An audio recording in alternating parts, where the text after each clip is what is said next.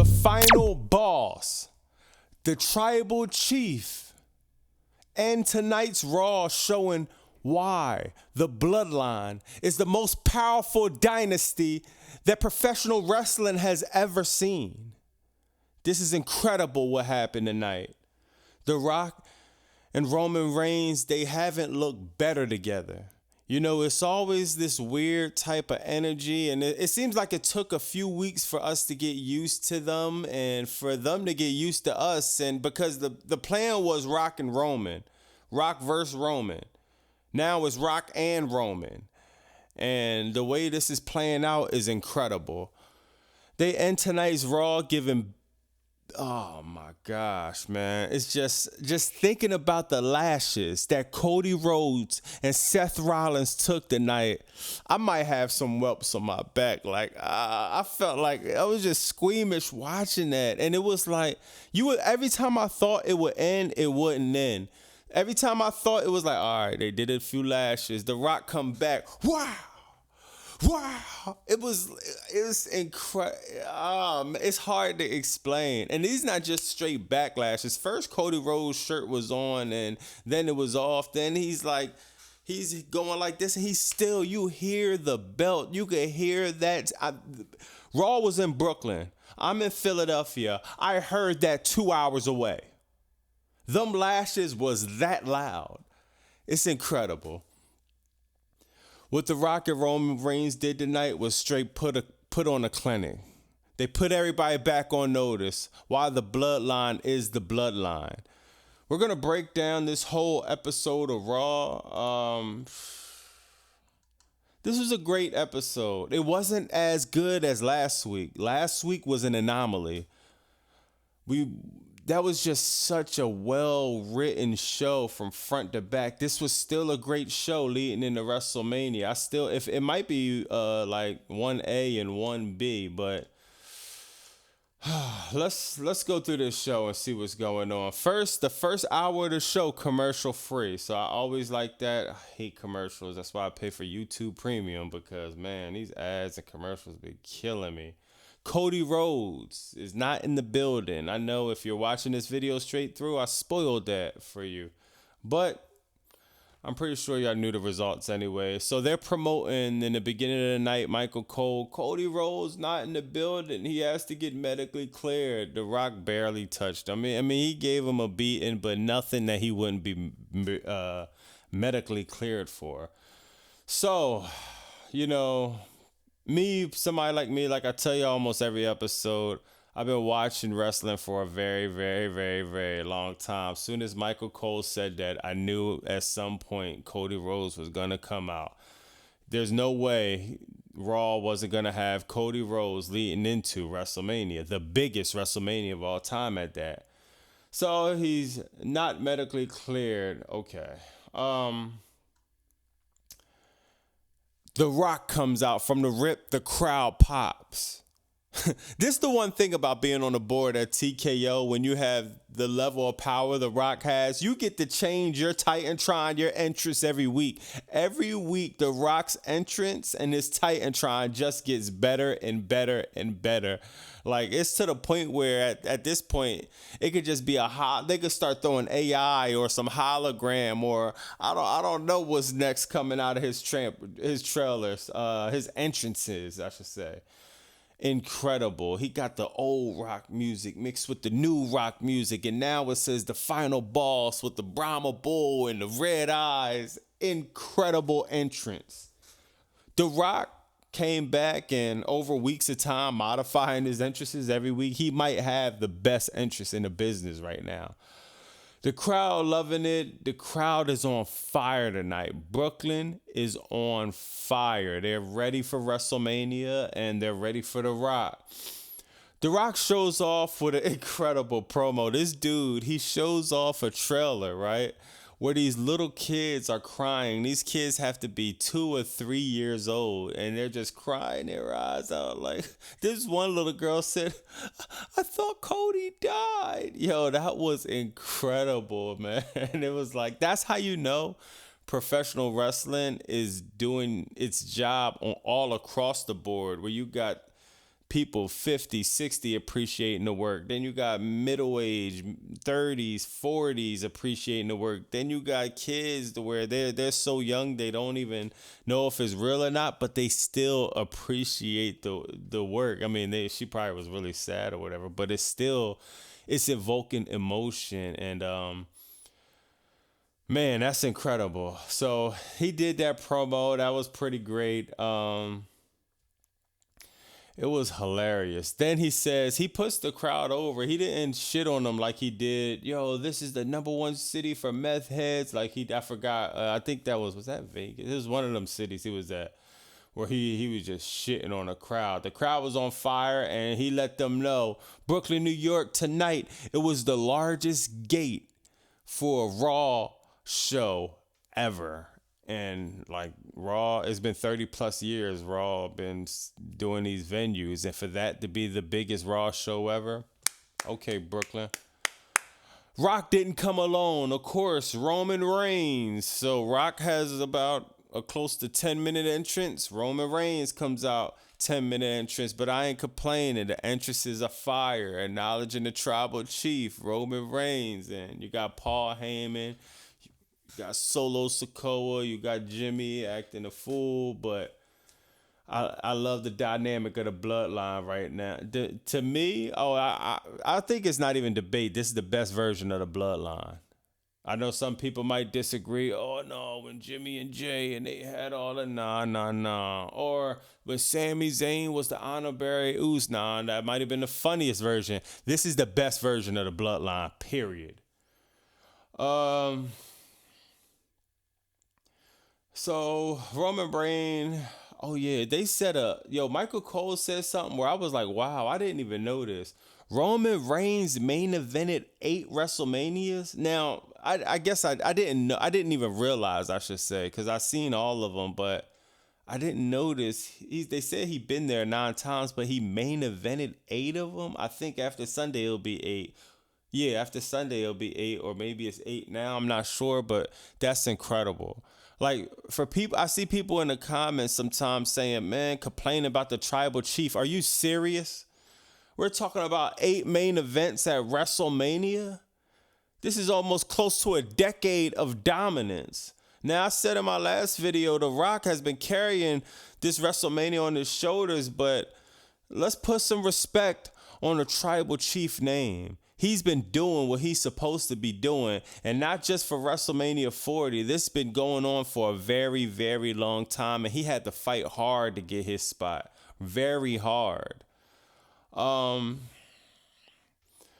Crowd trolling Roman, saying yeet, yeet, yeet, yeet, and he says no yeet, and they kind of pop for that. Everybody's having fun. The crowd is hot. Like I said, Seth Rollins comes out of the crowd in the old shill. He coming out through the crowd with the gold on, and Seth Rollins promo is like, man, it's such a high level. I feel like people are even though they still acknowledge him for being a great on the mic, great on promos, but I still feel like he's underrated, man. Like, man, when he get on that mic, his voice just sounds like thunder, and he says, he challenges The Rock. How about tonight? I go against the final boss, and the crowd goes crazy. And I kind of fell into the storyline too, because I'm like, oh man, that'll be fire. The Rock versus Seth Rollins right before WrestleMania, but of course they didn't do that. So he said, all right, well, Dwayne probably don't got the balls. Well, how about the tribal chief? And the crowd popped for that too. You know, no one's going to complain about Roman Reigns versus Seth Rollins, 2 former members of the Shield. But, of course, that wasn't going to happen either. So Solo Sikoa comes out. And, man, I like Solo Sikoa a lot. But, man, you threw him out there with The Rock. You threw him out there with Seth Rollins. You threw him out there with Roman Reigns. That's just 3 people on the mic at a top tier level. So for them to even have him touch the mic and say anything it shows a lot about the trust they got in Solo, because, man, that was throwing him to the wolves. I don't care if he said 2 words. You out there with 3 of the greatest to do it on that mic. Not the greatest of all time, like those the 3 top ones, just to clarify, but those are 3 people that's in everyone's top 20. But so what's the name, grabs the mic, Solo Sikoa. You're not gonna fight the tribal chief. You're not gonna fight the final boss. You're gonna fight me. And it's like, all right, Seth Rollins for Solo Sikoa, I guess. I mean, I wish Solo Sikoa had a match at WrestleMania 40. I don't understand why. I don't understand. Like, that makes zero sense for me. Solo Sikoa, he's been doing great these past years. He's been playing at a Forza role at a very high level. We just got to see, why isn't he on the Mania card? Like, whatever. So Seth Rollins versus Solo Sikoa. Of course, Seth accepts the match. And let me say this, it was a guy that was annoying. While Seth was cutting a promo in the crowd, this guy is like this. He's recording Seth, but the mic is, he got his phone so, like, literally in Seth's face like this. It's like annoying, man. Like, I just, oh my God. It was kind of messing up the like aesthetics and the shot of the whole field, at least for me. Maybe I'm being overcritical. Let's say this. So The Rock says, you're not going to fight The Rock. You're not going to fight Roman boy. Oh, yeah. So The Rock starts popping shit at Seth Rollins. Offers Seth to fight Solo Sikoa. And that was it. The Rock tells Seth Rollins, all right, man. And it's going to be bloodline rules. Okay. So we all know what that means. Bloodline rules, a.k.a. Jimmy comes from the crowd. We got that. The MMA podcast, I think that's what it's called. Rhea Ripley, Becky. Becky calls in and he's like, yeah, what you think about Rhea Ripley? Becky popping her shit. Becky says, yo, matter of fact, I'm outside. Becky comes into the podcast setting. They start arguing or whatever. Becky acting all over emotional, irate. You said something about my kid. No one believes Becky is walking out of Philadelphia with any type of gold at all. It's just not happening. Her and her husband, Seth Rollins not beating Drew McIntyre. Becky is not going to beat Rhea Ripley. And let me say this too. Becky Lynch have done a great job at just her whole time in the WWE. I like Becky Lynch work. This is just not her time right now. It's still mommy time. Now we got to go into Rhea Ripley being a baby face and see how that looks for 2024.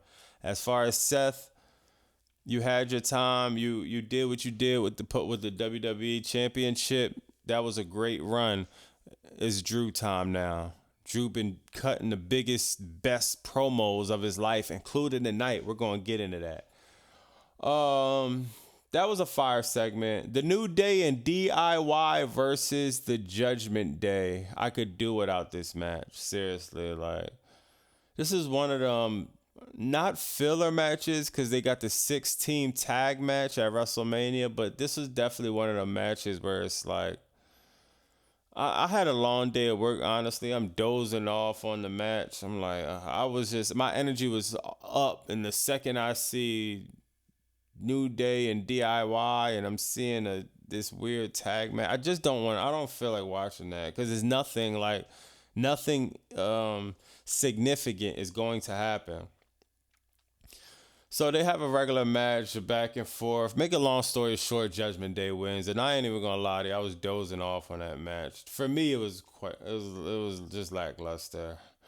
Promo with Chad Gable, and Sami Zayn. This is so fire. Now, it's coming off a little movie-ish because we understand we're rolling into the Netflix era in 2025, and I had an idea that they were going to start doing this. I guess they're starting it early to see, but they always got certain WWE promos, but this one definitely seemed a lot more movie-ish. But so you got Sami Zayn and Chad Gable. They're in a performance center. Chad Gable is trying to motivate Sami Zayn. Sami Zayn is like, they're arguing at first. Then Chad Gable just says something, and Sami Zayn gets all hype, fired up, and now he starts doing all these crazy moves, and honestly, it was cute. It was cute, but I don't know how I feel about it. I just think it was too movie-ish, but a part of me did like it. I'm on the fence about that. I think I gotta see a little bit more. It reminds me of when Shawn Michaels, if you see WrestleMania 12, Shawn Michaels was with his trainer and he had a bunch of training videos, him getting ready for WrestleMania 12. And if I compare it to that, it's like, it's not even close. Like that WrestleMania 12 when Shawn Michaels had to train for Bret Hart in the Iron Man match for an hour. Oh man, like that was one of the greatest. That's the greatest Iron Man match ever. One of the greatest WrestleMania matches ever. Like when somebody's training and there's WrestleMania coming up, that's the first thing that comes to my head. So when I'm seeing this highly produced Chad Gable, Sami Zayn thing, it's just it's not giving that same energy I had. But this is 2024. The production is a lot better, so I don't know. I'm on the fence about how I feel about that. Sami Zayn versus Bronson Reed again. This is pretty predictable. I mean, in the beginning, I'm like, okay, we all know Sami is going to win. They're not going to have Sami lose to Bronson Reed 2 times in a row. There's no way. So they start fighting and they're doing their whole back and forth thing. Then the commercial comes. Oh no, not even. They don't even start fighting yet. They promoting the match, right? Then they cut to the Judgment Day meeting. Then you got, like I keep saying, the next big star at WWE, Santos Escobar, with Legado del Fantasma. I'm gonna get that right. I keep messing their name up, but he got his crew with him. Damian Priest gets mad at Dom for inviting people in Judgment Day locker room, and I probably would get mad too, because you got this locker room that's like the size of a bathroom, and it's already you got Rhea, Finn, you got Damian, you got Dom, then you got JD. So you already got 5 people in there. He invites 4 more. So you got 9 people in like a bathroom type locker room. I'll probably get a little bit mad. I'll probably get a little bit mad too. But they just have this little thing in the background. And I'm gonna just be real. I'm getting sick of the Judgment Day like backstage locker room promos. I think that shit is mid, and I think something needs to be spiced up. I said this in another episode too. It's like okay, all right. So Sami Zayn versus Bronson Reed. They starts having a regular match back and forth, nothing to write home about. And oh yeah, then you got they cut the shots where they're watching Chad Gable's backstage. He's like kind of coaching Sami Zayn backstage, trying to get him to beat Bronson Reed. And Sami Zayn, if you're struggling this much with beating Bronson Reed, when WrestleMania 40 come, just lay down and just take the pin. 1, 2, 3. Gunther's gonna destroy you. But they start having a regular match. Then what happens? You see Chad Gable get thrown out from the back. He has 1 shoe on and all. Then you know who comes out? The ring general, Gunther. He comes out and Sami Zayn gets mad. Then he tries to run up the ramp and save Chad Gable. Then he gets his ass beat badly. I'm talking about some of the hardest. It seemed like Gunther was putting some spice on them chops tonight. It was like, yo, he was hitting the fucking shit. He was slapping. You see that Sami Zayn got all this hair. He was slapping the hair off of Sami Zayn's chest. He didn't need a wax tonight. Ah, man, Gunther's one of a kind. Gunther is the future of professional wrestling.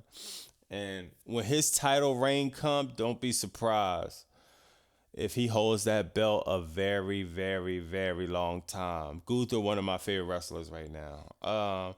He whips Sami Zayn, and Sami Zayn does this thing of I call it like the Hulk Hogan power up. He's trying to power up and no, I could fight back. Then Gunther hit him with the title. The Intercontinental title stands on his chest. And that's a good segment. Now, I hate to be the bearer of bad news, and this is a spoiler alert. So if you don't want to hear what's probably going to happen at WrestleMania, I'll just tune out right now. A lot of the people that lose on Monday and Friday on Raw and SmackDown wind up winning on the pay-per-views. It's like a predictable thing. I don't know why WWE even bothers keep doing this tactic, but we caught on WWE. So maybe switch it up a little bit for 40. When this happened, I'm like, damn, are they about to have Sami Zayn beat Gunther at WrestleMania?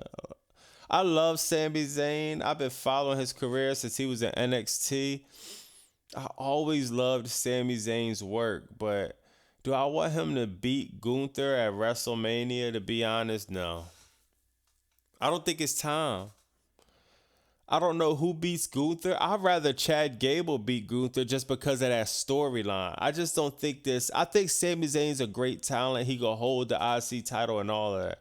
I just don't think the storyline is there for Sami Zayn to beat Gunther, especially because, all right, I guess the feel-good moment, but if we got Cody going to get a feel-good moment, Bayley going to get a feel-good moment, I feel like it's one other person that gets this little feel-good moment. It's like somebody's going to have to lose. Somebody's not going to get the feel-good moment. I think it's going to be Sami Zayn. But when I see this, I'm like, man, they might have Gunther lose at WrestleMania 40. We'll see. I'm going to make predictions for WrestleMania 2, so watch out for that video. So they do that little back and oh yeah, why? And this is another thing. It's like a pet peeve for me. Like I hate when stuff like this happens. So Gunther beats the shit out of Sami Zayn. The ref doesn't call for a DQ. No one rings the bell. No one says, ding, ding, ding. All right, it's been a DQ. And winner of the match, Sami Zayn. The match completely stops. And you got Bronson Reed and the woman referee just standing watching Sami Zayn get beat up. All right, next commercial. Jey Uso's walking in the background. Look who's chilling right there. Tunchi, Lil Wayne.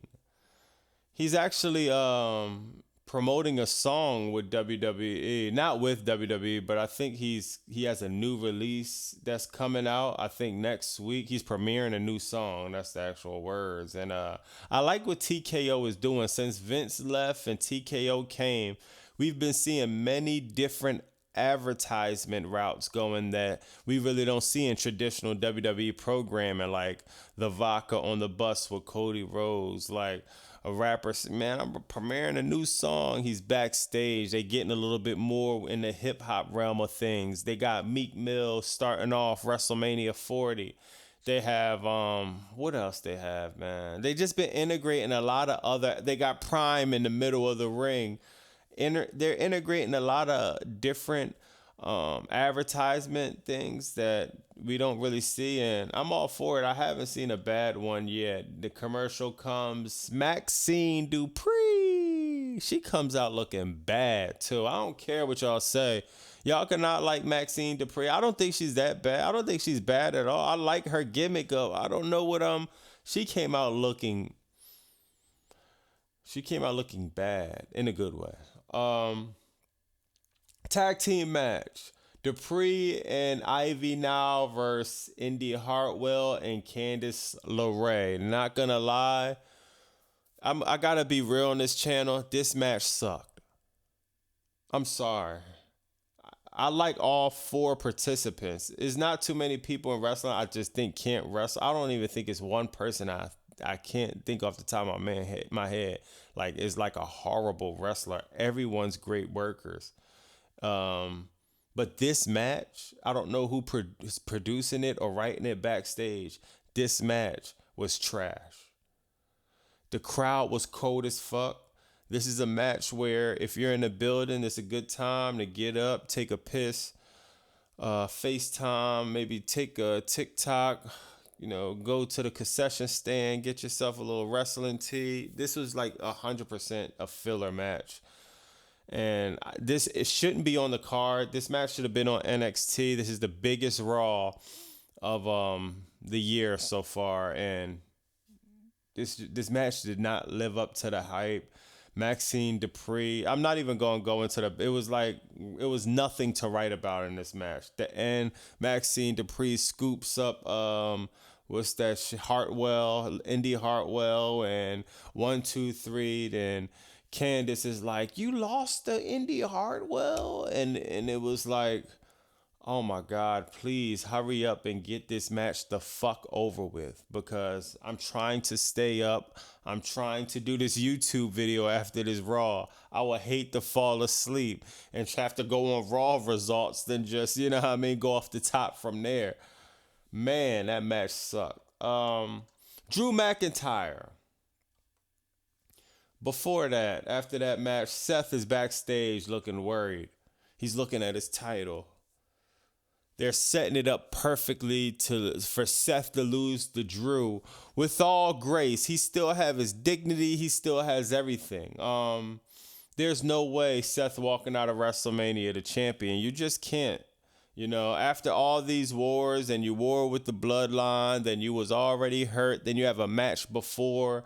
Drew McIntyre is at the top of his game. It's no way in hell. Like, Seth is walking out with the gold. Drew gonna get his gold, and he got robbed at the WrestleMania where no one was at anyone.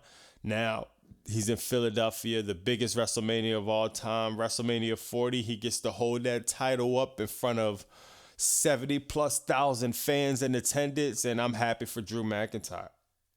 Seth looking worried backstage. Jay says, I got your back, Oos. Okay, Oos. We've seen this 1,000 times. Drew McIntyre cuts a promo. Drew McIntyre cuts a promo in the funeral home.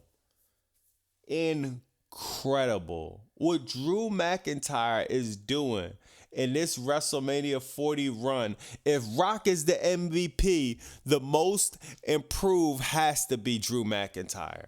It's not even for no debate. He just took his game from here to literally here. That sword that he used to be carrying around must have been some type of bad energy or something on it, because the second he put that down, oh man, the trajectory been going straight up. I like what he's been doing. That funeral home promo was incredible. He's saying he killed CM Punk career. He got the casket there. He's sitting there grinning, smiling. I love it, man. Ricochet versus Ivar. I like that Ivar character. I'm not going to lie. Even though it's like a lot of filler matches, I like this Ivar character. He's heavy set. I like these heavy set athletic dudes. Like he does a lot of stuff you wouldn't expect for him to do. Ricochet versus Ivar, to be honest, I like that match way more than I would think. I would see it on paper and be like, all right, it's like a filler match, kind of. Because Ricochet, he could be in there with a sandbag and he'll make that match look good. So him and Ivar, that was a match that I really enjoyed, and I didn't expect to enjoy it as much as I really did. This is a side note. Ricochet would be crazy in AEW. After watching AEW, I feel like Ricochet will be fire in AEW. But they have their match. They do, a little back and forth. Commercial comes. Ricochet does his moves where he's flipping around, flipping here, flipping out the ring. Ivar hits a sitting powerball. Ricochet kicks out. I thought it was probably over, but it was a close two. Ivar springboard off the second rope. Fire.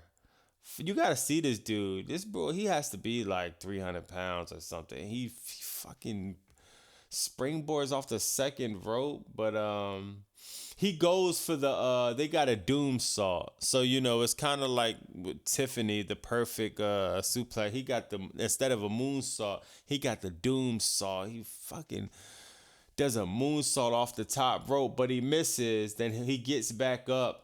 Then he does something where he tries to jump, but Ricochet catches this dude. Then does a fall away slam. Ricochet, he's strong as a bitch, man. This nigga's strong as an ox. He catches Ivar, then boom, fall away slam, man. I'm like, damn. It's incredible. He hits this finish. Now, I don't know if it was called the 630. I thought I heard Pat McAfee say that. I'm not sure, but he did this crazy ass flip where he flips like 3 times. Hits Ivar 1, 2, 3. Ricochet's been on a run the past few weeks. I like what they've been writing for Ricochet. I like how they've been building Ricochet up. I said in my last video they were being lackluster. They wasn't pushing Ricochet as much, but it seems like he's getting a new push, and he's gonna be in the Andre the Giant Royal Rumble. And once I heard Michael Cole say it more than 2 times, I'm like, okay, we could basically bet that Ricochet's gonna win this. I predict him to win the Andre the Giant Royal Rumble, and hopefully they keep this momentum going with Ricochet, because like I said, Ricochet is an incredible talent, and with the right storylines writing behind him, we could get something special. All right, who we got? Crew is, I predict it. Okay.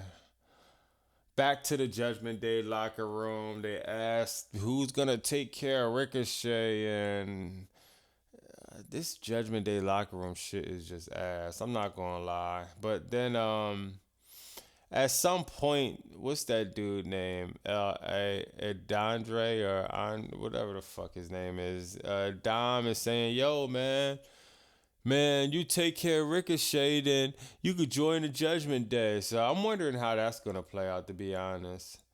Becky comes out after commercial. She wants to fight Rhea Ripley. The general manager comes out. No, you got to wait till WrestleMania. The crowd almost boos this guy out the building. Then Rhea Ripley's song hits, and he's saying, no, don't do it. Then she throws a title on him. Like, she's carrying her title, like, okay, I won't do nothing. She throws it on him. It fumbles him somehow. Rhea Ripley beats up 2 grown-ass men. And then she, pushes through another 10 grown-ass men. Nobody could hold her back. She goes in the ring, and her and Becky starts fighting all crazy. Then they fight out in the ring and backstage, and it was cool. I'm not gonna shit on it, but I'm also not gonna put it over. It was like, I'm not even gonna call it mid, because I love Rhea Ripley. So it's like, let's just say it was cool. After the match, Damage Control, after they go back and forth, I think they're fighting backstage, or maybe not. Oh no, they were fighting backstage. Damage Control comes out with Shayna. Oh no, they comes out and they're gonna fight Shayna Baszler, Tina Knox, and Zoe Starks. This is another filler match that I could have did without. This is the biggest Raw before the biggest WrestleMania of all time. Why are we watching this match? I'd rather have Damage Control cut a promo, jump somebody backstage, do something different. This match was ass. The crowd goes cold again. So it's like, all right, we went to the bathroom and the concession stand the first time. Now it's another filler match.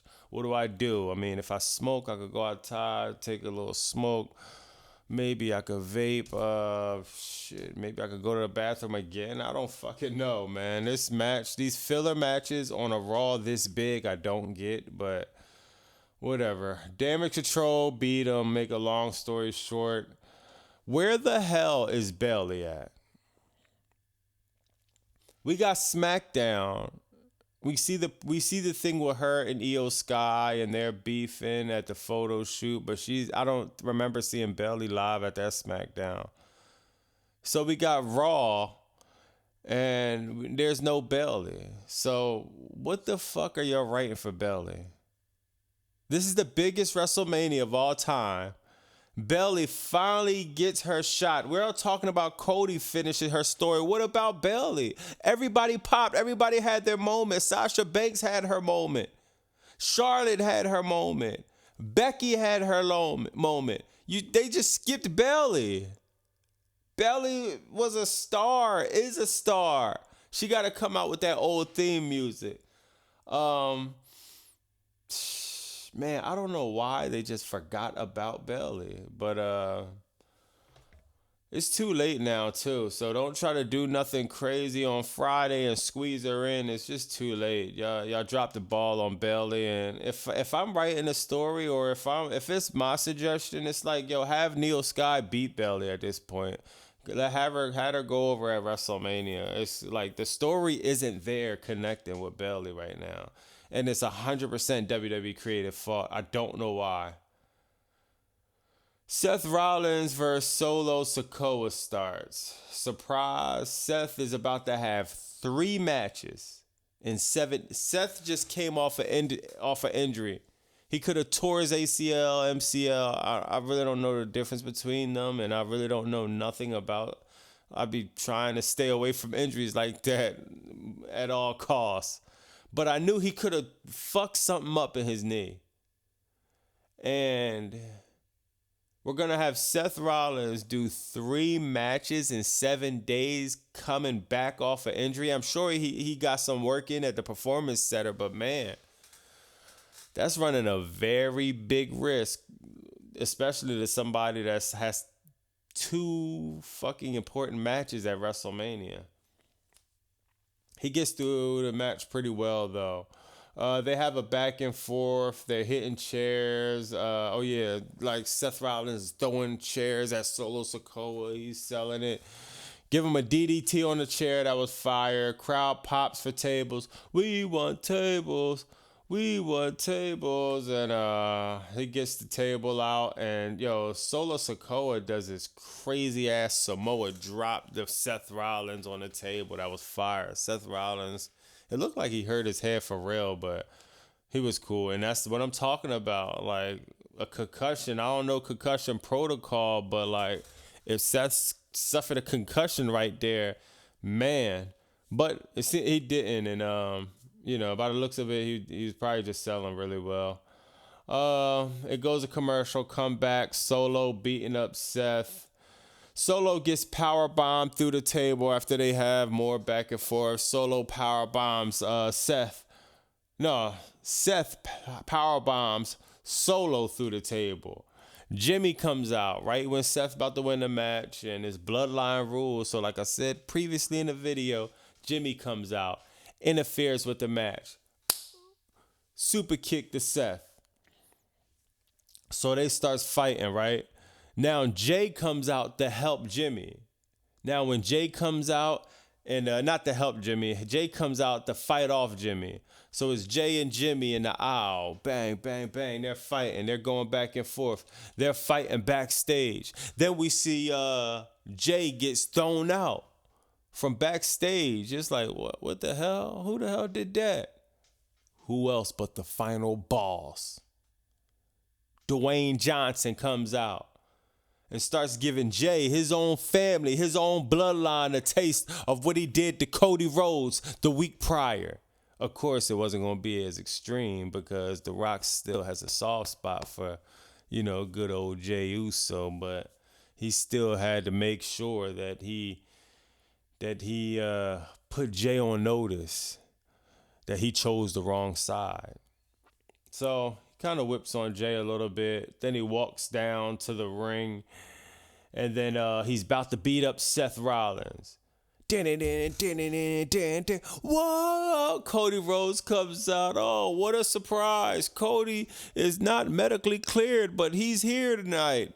Didn't really surprise me, but might have surprised some new fans. And he runs into the ring. He's fighting The Rock, and he's about to actually give Rock the rock bottom on the announce table because they start fighting out in the ring. He's about to give Rock the rock bottom on the announce table. Solo Sikoa, I think, interferes, or maybe Roman. Either one of them, but Roman comes out, and he starts to make the even the playing field, I should say. They're fighting back and forth. Then, make a long story short, the bloodline gets over. They get the best of Cody Rhodes and Seth Rollins, and they just start giving the beating of a lifetime. So right when the show is over, it's like, all right, okay, they're giving the beating. Rock takes off that belt. It's not the Mama Rose belt that got put somewhere. Special and safe. It's the American Nightmare belt, a blue belt. Rock takes it off. Wow.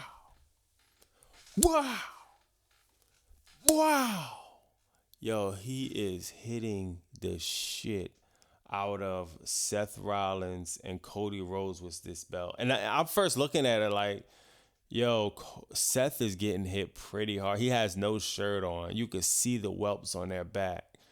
Now, Cody has a shirt on, so I'm like, I know it still hurts, but, you know, you got a shirt on. Yo, The Rock, he puts Cody on the second rope. He tells Solo Sikoa, yo, come here, hold him. Rips his shirt. So Cody is like hanging off the rope with his shirt ripped. The Rock. Yo. I haven't seen these lashes since Django. It was, oh man, The Rock beat these boys down to the ground. And shit, man, that was kind of like, ooh, it was kind of hard to watch because I'm not used to seeing that in WWE programming. And you know, you got these people that don't think wrestling is real, and you could fake everything. You can't fake that. Them lashings, Cody Rhodes, Seth Rollins, they felt every single lashing. And I was kind of surprised how far they went. Because every time I thought it was over, like I said in the beginning, it wasn't over. It was just like, more. Incredible, man. Another great night of storytelling. And like I said before, whoever gets beat up on these Raws and SmackDowns, WWE has a tendency to have them win at the pay-per-view. Now, Cody Rhodes have been beat 2 weeks in a row. I don't ever remember somebody getting beat like this, just to a pulp, get beat with a belt. Then you go into somewhere like WrestleMania and lose. So this is a spoiler alert. I predict Cody Rhodes to come out champion at WrestleMania 40. Now, I know that's not a bombshell or whatever. Everyone that watches wrestling predicts the same thing. Almost, let's say, about 98% of us predict the same thing. Is this the perfect time to throw the ultimate curveball? Is Paul Levesque, a.k.a. Triple H, is he sitting down like, man, should I throw the craziest curveball for WrestleMania and have Roman walk out of Philadelphia undisputed champion? It's going to be very interesting to see. I go back and forth with my predictions. I'm going to give my final predictions this week on WrestleMania 40. I'm going to really sit and think. And, man, that's a hard one to call. I ain't gonna lie. That's a hard one to call, man. How does that make Cody look if he loses again? I just can't see it. I really can't envision Cody not walking out WrestleMania 40 champion. I can't envision it. Yeah, this is the Bobby Monsoon 215. Just an update. We started off with 0 subscribers. I thought I was gonna have 0 for a nice amount of time. Now, the last time I checked, it's been over 20 subscribers, and you know, I'm just kind of like, I appreciate the comments. I appreciate the likes. If you view my video, if you like my videos, I appreciate that, and that's keeping the content rolling. I got some good things coming up on the channel, as I keep saying, so just stay tuned for that. And people that's like, comment, subscribing is giving me that motivation of like, okay, all right, this is a thing, because I don't talk to nobody about wrestling. A lot of the people in my life don't really watch wrestling like that. So it's good to just have dialogue with people in the community and just go back and forth, whether we agree or disagree. It's all something we love, which is professional wrestling. And WrestleMania 40, it's about 5 days away. Philadelphia. Bobby Monsoon 215. Like, comment, subscribe. I'm going to see y'all on Friday in the SmackDown review. I might see you sometime in the middle of the week, get some extra content out there. We'll see. Bye!